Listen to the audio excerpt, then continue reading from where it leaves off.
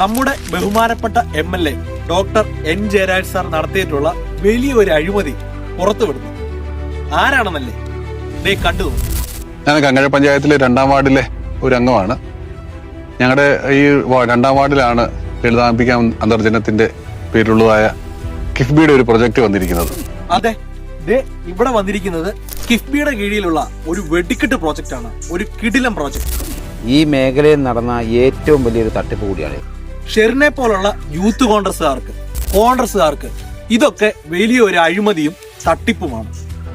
ഈ പ്രദേശത്ത് ഭൂമി വില 30,000 രൂപ 40,000 രൂപ താഴെ നിലനിൽക്കുന്ന സാഹചര്യത്തിൽ 1,25,000 രൂപ വില കണക്കാക്കി 6.5 കോടി രൂപയ്ക്കാണ് ഈ 5 ഏക്കർ സ്ഥലം സർക്കാർ ഏറ്റെടുത്തത്. ഇതിൽ ഭൂമി ഏറ്റെടുപ്പുമായി ബന്ധപ്പെട്ട് കോൺഗ്രസ് ചില ആരോപണങ്ങളൊക്കെ ഉന്നയിക്കുന്നുണ്ട്. അത് നമുക്ക് കൃത്യമായിട്ടൊന്ന് പരിശോധിച്ചു നോക്കിയാലോ. അപ്പൊ നികുതിപ്പണം മേടിച്ചിട്ട് അത് എങ്ങനെ വിനിയോഗിക്കുന്നു എന്നുള്ളതാണ് അതിനകത്ത് കാരണം. ഈ പറഞ്ഞതിന് കൃത്യമായ മറുപടി പറഞ്ഞു തരാൻ ചേട്ടാ. ജനങ്ങളെ സംബന്ധിച്ചിടത്തോളം ഒരു പദ്ധതി വരുവാൻ വേണ്ടി അമിതമായ പൈസ കൊടുത്തു എന്നതിനെ കുറിച്ച് അന്വേഷിക്കുന്നില്ല. അതുപോലെ തന്നെ ഈ പദ്ധതി വരുന്നതുകൊണ്ട് ആർക്കൊക്കെയാണ് പ്രയോജനം എന്നും അത് നമ്മൾ കണ്ടെത്തേണ്ടതായിട്ടിരിക്കുന്നു. ഈ പറഞ്ഞതിനും മറുപടി തരാൻ ചേട്ടാ. ശ്രീ N. ജയരാജ് നിലവിലെ ചീഫ് വിപ്പ് അദ്ദേഹം നടത്തിയ വലിയൊരു തട്ടിപ്പ് കൂടിയായിരുന്നു. ഈ വസ്തു ഉടമ ഉൾപ്പെടെയുള്ളവരെ പ്രോസിക്യൂട്ട് ചെയ്തുകൊണ്ട് മാത്രമേ നമുക്ക് ഇതിന്റെ സത്യം മുന്നോട്ട് കൊണ്ടുവരാൻ പറ്റത്തുള്ളൂ.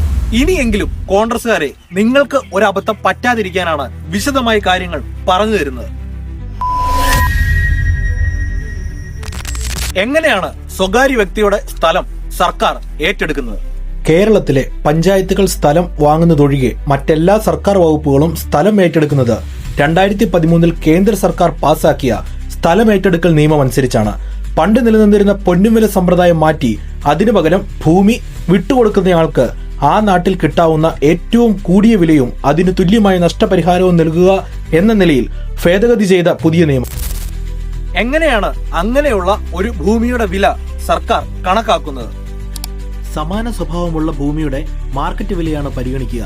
അതിനായി ഏറ്റെടുക്കുന്ന സ്ഥലത്തിന്റെ സമാന സ്വഭാവമുള്ള സ്ഥലം 3 കിലോമീറ്റർ ചുറ്റളവിൽ നടന്ന ആധാരങ്ങളിൽ കാണിച്ചിരിക്കുന്ന പരമാവധി വിലകളിൽ ഏറ്റവും കൂടിയ വിലയാണ് അടിസ്ഥാന വിലയായി കണക്കാക്കുക. അങ്ങനെ ഏറ്റെടുക്കുന്ന ഭൂമിയുടെ വില കൂട്ടിക്കാണിച്ച് തട്ടിപ്പ് നടത്താനും സാധിക്കില്ല. ഏറ്റെടുക്കുന്ന ഭൂമിയുടെ വില എത്രയധികം ആധാരത്തിൽ കാണിച്ചാലും അതിന് പരിഗണനയും കിട്ടില്ല. പകരം അത് തെളിയിക്കാൻ 3 കിലോമീറ്റർ ചുറ്റളവിലുള്ള ഏതെങ്കിലും ആധാരത്തിൽ അതിൽ കൂടുതലോ തുല്യമോ ആയ വില കാണിച്ചിട്ടുണ്ടെങ്കിൽ മാത്രമേ മാർക്കറ്റ് വിലയായി കണക്കാക്കൂ. വില കണക്കാക്കുന്നതിനും നഷ്ടപരിഹാരം നൽകുന്നതിനുമുള്ള അടുത്ത ഘട്ടം എന്താണ്? ഏറ്റെടുക്കുന്ന സ്ഥലം മുനിസിപ്പാലിറ്റി പരിധിയിലുള്ളവയല്ലെങ്കിൽ തൊട്ടടുത്ത മുനിസിപ്പാലിറ്റിയുടെ അതിർത്തിയിൽ നിന്ന് ഓരോ 4 കിലോമീറ്ററിനും 0.1 എന്ന നിലയിൽ അടിസ്ഥാന വിലയിൽ വർധന കൊടുക്കാനാണ് നിയമത്തിൽ പറയുന്നത്. അങ്ങനെ കങ്ങഴയിലെ സ്ഥലത്തിന് അടിസ്ഥാന വിലയായി കണക്കാക്കിയ ഏകദേശം 39,900 രൂപയ്ക്ക് ഈ പറഞ്ഞ രീതിയിലുള്ള മൾട്ടിപ്ലിക്കേഷൻ ഫാക്ടറായ 1.4 വെച്ച് ഗുണിക്കുമ്പോൾ കിട്ടുന്ന 56,000 രൂപയോളമാണ് അടിസ്ഥാന വില നിശ്ചയിച്ചിരിക്കുന്നത്. നഷ്ടപരിഹാരം എന്നാൽ എന്താണ്? കേന്ദ്രം പാസാക്കിയ നിയമപ്രകാരം അടിസ്ഥാന വില കണക്കാക്കിയിരിക്കുന്ന നഷ്ടപരിഹാര തുക നൽകണം. അതായത് അപ്പോൾ തന്നെ മാർക്കറ്റ് വിലയുടെ ഇരട്ടിയാണ് ലഭിക്കുക. ഇനി എന്തൊക്കെ ആനുകൂല്യത്തിനാണ് വസ്തു ഉടമസ്ഥന് അർഹതയുള്ളത്? സ്ഥലം വിലയും കെട്ടിടമുണ്ടെങ്കിൽ അതിന്റെ വിലയും അതിന് തുല്യമായ നഷ്ടപരിഹാര തുകയും ചേർത്ത് തുകയ്ക്ക് സ്ഥലം ഏറ്റെടുക്കുന്നതിനായി പുറപ്പെടുവിക്കുന്ന ഗസറ്റ് 11(1) നോട്ടിഫിക്കേഷനു ശേഷം വസ്തു ഉടമസ്ഥന് തുക കൈമാറുന്നതുവരെയുള്ള ഓരോ ദിവസത്തിനും 12% പലിശയ്ക്കും അർഹതയുണ്ട്. എങ്ങനെയാണ് തുക വിതരണം ചെയ്യുന്നത്? നിയമപ്രകാരം അർഹമായ ആ തുക മുഴുവൻ വസ്തു ഉടമസ്ഥന്റെ അക്കൗണ്ടിലേക്ക് നേരിട്ടാണ് നൽകുന്നത്. കേരളിന് വേണ്ടിയുള്ള മഞ്ഞക്കുറ്റി പറിക്കാൻ നടന്നവർ ഈ കണക്ക് അറിയാതെയാണ് പ്രവർത്തിച്ചത്. ഈ നിരക്കിൽ കേരളിന് സ്ഥലം എടുത്തിരുന്നെങ്കിൽ ആ ആളുകൾക്ക് കിട്ടാൻ അർഹതയുള്ള കോടാനുകോടി രൂപയാണ് തട്ടിത്തെറിപ്പിച്ചത്. ഇതിനെല്ലാം പുറമെ ആ റോഡ് സൈഡിൽ വസ്തുവുള്ള അലക്സിനോടാണ് ചോദ്യം. നിങ്ങൾക്ക് ഈ പറഞ്ഞ 30,000 രൂപയെ അവിടെ വിലയുള്ളൂവെങ്കിൽ ഇന്ന് തന്നെ 1.5 ലക്ഷം രൂപ തരാം, 5 സെന്റ് എഴുതി തരാമോ? വെല്ലുവിളിക്കുന്നു. കറുകച്ചാൽ പോലീസ് സ്റ്റേഷൻ ഇരിക്കുന്ന 2.5 ഏക്കർ സ്ഥലം NSS എസ്റ്റേറ്റിന് വിട്ടുകൊടുത്ത 108 ഏക്കർ, നിലവിലെ B.Ed കോളേജ് ഇരിക്കുന്ന 1.5 ഏക്കർ സ്ഥലം എല്ലാം സൗജന്യമായി വിട്ടുകൊടുത്ത കുടുംബ പരമ്പരയിലെ അംഗമാണ് ജയരാജ് സാർ. ഒരു വസ്തു സർക്കാർ ഏറ്റെടുക്കുന്നതിൽ കമ്മീഷൻ അടിച്ചു എന്ന് ആരോപിക്കുന്നവർക്ക് അതിന്റെ 7 അയലത്ത് എത്താൻ പറ്റുമോ? 1 ഇഞ്ചെങ്കിലും സ്ഥലം എവിടെയെങ്കിലും സൗജന്യമായി വിട്ടുകൊടുക്കുവാൻ കഴിയുമോ? കേരളത്തിലെ ഒരു രാഷ്ട്രീയക്കാരനും ഇല്ലാത്ത റെക്കോർഡിനുടമയാണ് ജയരാജ് സാറിന്റെ പിതാവ് P.K. നാരായണക്കുറുപ്പ് സാർ. 14 വകുപ്പുകൾ കൈകാര്യം ചെയ്തിട്ടുള്ള മന്ത്രിയായിരുന്ന അദ്ദേഹം പരമ്പരാഗതമായി കിട്ടിയ സ്വത്തുക്കൾ രാഷ്ട്രീയത്തിന്റെ പേരിൽ വിറ്റ് തുലച്ചതല്ലാതെ ഒരു തുണ്ട് ഭൂമി പോലും അധികമായി വാങ്ങിയില്ല.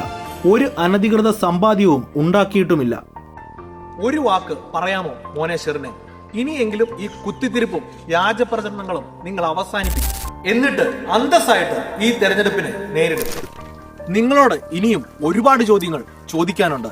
ചൂരൽമലയിൽ മരിച്ചിട്ടുള്ള ഒരുപാട് പേരുടെ പേര് പറഞ്ഞ് പിരിച്ച ഫണ്ടിൽ നിന്നുമല്ലേ നിങ്ങളിപ്പോൾ പോസ്റ്റർ ഒട്ടിക്കുന്നതും ഫ്ലെക്സ് വെക്കുന്നതും നിങ്ങളുടെ തെരഞ്ഞെടുപ്പ് പ്രവർത്തനങ്ങൾ നേരിടുന്നതും? ഇതൊന്നും ശരിയായിട്ടുള്ള കാര്യമാണെന്ന് നിങ്ങൾക്ക് പോലും ചിന്തിക്കാൻ കഴിയുന്നുണ്ട്. കൂടുതൽ ചോദ്യങ്ങളുമായി വീണ്ടും വരും.